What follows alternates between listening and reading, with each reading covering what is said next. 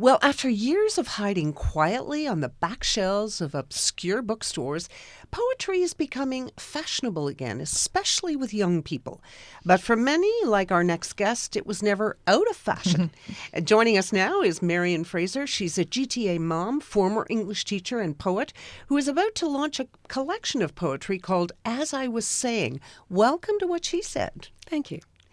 Now, although some of your poems have appeared in anthologies, As I Was Saying is your first collection, and you say it aims to challenge poetic stereotypes. What are those stereotypes? Those who have fear of poetry suspect that it's elitist, obscure, often rambling, subjective, and just not for the general audience, pretty heavy going. But we have poet laureates, so I mean, society, believes in poetry, thinks poetry is wonderful. So where do you think the disconnect is on that elitist level that you were talking about? Where we're talking about society and society that awards laureates, we tend to be talking perhaps about the kind of society that most people won't meet every day. Mm-hmm. The kind of person that I hope to contact through my poetry is the kind of person that you would meet every day. What about young people? As a teacher, I know that when I I majored in languages in university, but poetry was kind of like, I'd much rather read a book, and I'm not sure why that is. Well, hopefully you'd like to read a book of poetry. Yeah. But I find actually increasingly it's young people who are buying the poetry books and also putting out the poetry. While I was considering how I would do this and thinking about the project, I became the poet evangelist that I think I tongue-in-cheek say I am. And I would stop people, friends, and force poems on them. And I would look at people of all ages, and certainly both genders, and as many interests as I could possibly get hold of. And it became a game. I wanted to find a poem for them.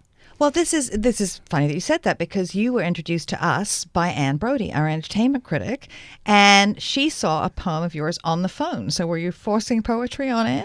Absolutely. Oh, dear. I'm just wondering about with the young people aspect. I remember with my children are in their 20s now, but when rap first started, and they started getting into rap, and I would listen to it to try to be concerned about lyrics and things like that. But I was thinking to myself, this is poetry. This is what this is. So do you think that's the connection now? Absolutely. And in fact, I live with a rapper. My rapper son, who inspired a lot of my poems, is now 23 and works out of Ryerson, has a sound engineering degree, and does in fact put out a lot of his own raps. At one point, when he was still in high school, he taught a rap class. And he was encouraged to do so by his English teachers, who felt that it encouraged a facility with language. Also helped, especially students who have difficulty expressing themselves, get over that difficulty and speak more easily. And certainly, I think there was a bit of a disconnect.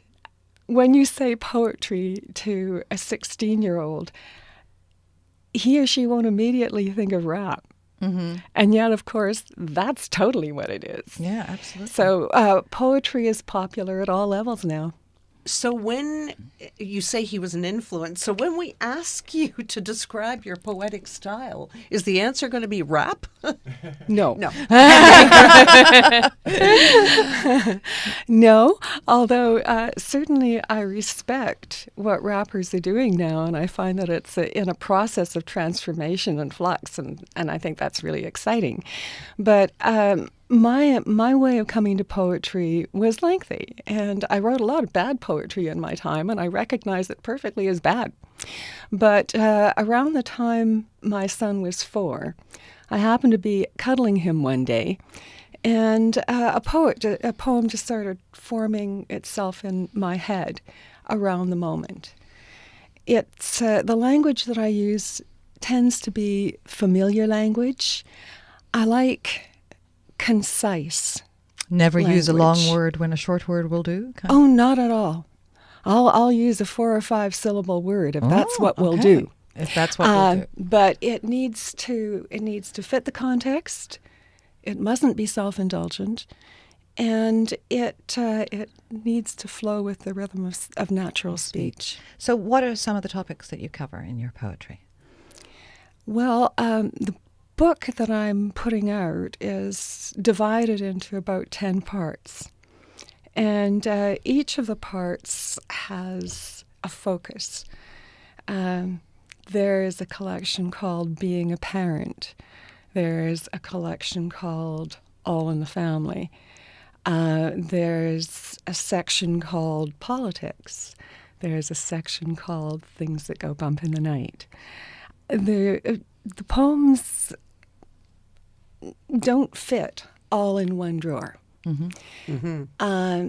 But where they do show a clear relationship is stylistically.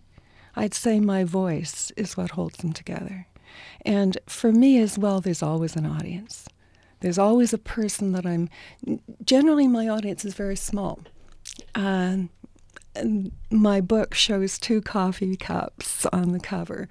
And that tends to be how I like to think my poetry communicates, as one person to another in a friendly chat that can go anywhere. Is there something in there for everyone, though? I hope so. So far, I haven't found anyone that I can't find a poem for. It's a challenge. It's game. But I love to find a poem that I feel will resonate with a person.